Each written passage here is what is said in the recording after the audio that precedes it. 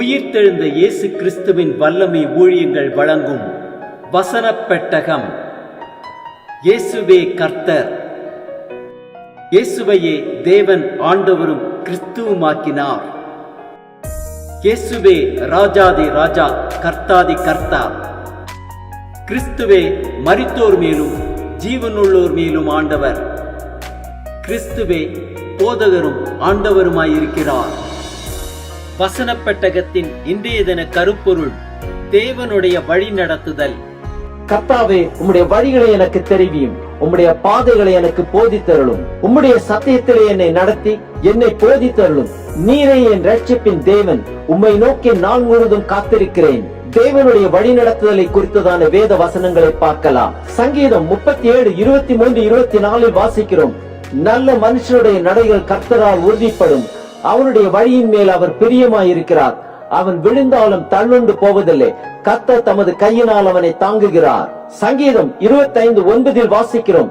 சாந்த குணமுள்ளவர்களை நியாயத்திலே நடத்தி சாந்த குணமுள்ளவர்களுக்கு தமது வழியை போதிக்கிறார். சங்கீதம் 119, 105 வாசிக்கிறோம்.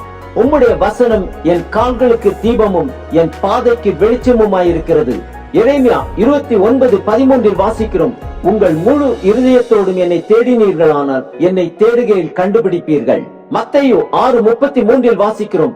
முதலாவது தேவனுடைய ராஜ்யத்தையும் அவருடைய நீதியையும் தேடுங்கள், அப்பொழுது இவைகளெல்லாம் உங்களுக்கு கூட கொடுக்கப்படும். ரோமர் 8:14 வாசிக்கிறோம். மேலும் எவர்கள் தேவனுடைய ஆவியினாலே நடத்தப்படுகிறார்களோ அவர்கள் தேவனுடைய புத்திரராயிருக்கிறார்கள். நீதிமொழிகள் 3:5-6 வாசிக்கிறோம். உன் சுய புத்தியின் மேல் சாயாமல் உன் முழு இருதயத்தோடும் கர்த்தரில் நம்பிக்கையாயிருந்து உன் வழிகளிலெல்லாம் அவரை நினைத்துக்கொள், அப்பொழுது அவர் உன் பாதைகளை செவ்வைப்படுத்துவார். நீதிமொழிகள் 11:14 வாசிக்கிறோம். ஆலோசனை இல்லாத இடத்தில் ஜனங்கள் விழுந்து போவார்கள். அநேக ஆலோசனைக்காரர் உண்டானால் சுகம் உண்டாகும். நீதிமொழிகள் 11:3 வாசிக்கிறோம்.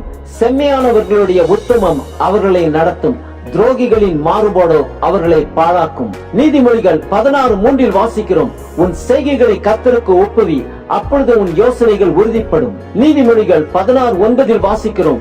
மனுஷனுடைய இருதயம் அவனுடைய வழியை யோசிக்கும், அவனுடைய நடைகளை உறுதிப்படுத்துகிறவரோ கர்த்தர். நீதிமொழிகள் 14:15 வாசிக்கிறோம். பேதையானவன் எந்த வார்த்தையையும் நம்புவான், விவேகியோ தன் நடையின் மேல் கவனமாயிருக்கிறான். நீதிமொழிகள் 16:20 வாசிக்கிறோம்.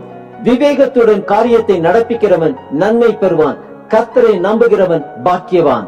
நீதிமொழிகள் 19:21 வாசிக்கிறோம். மனுஷனுடைய இருதயத்தின் எண்ணங்கள் அநேகம், ஆனாலும் கர்த்தருடைய யோசனையே நிலைநிற்கும். நீதிமொழிகள் 20:24 வாசிக்கிறோம்.